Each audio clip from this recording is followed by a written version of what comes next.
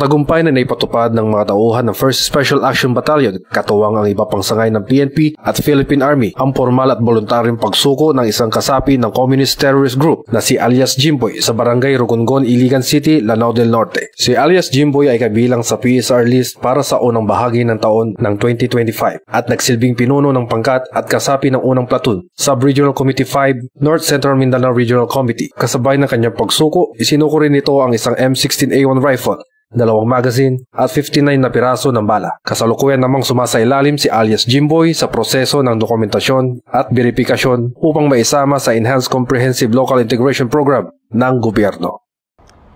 At mula dito sa headquarters sa Fort Santo Domingo, Santa Rosa City, Laguna, ang tahanan ng inyong tagaligtas. Ako ang inyong PNN correspondent, Police Corporal Marcelino Termenes, alagad ng batas, taga-taguyod ng Balitang Pulis.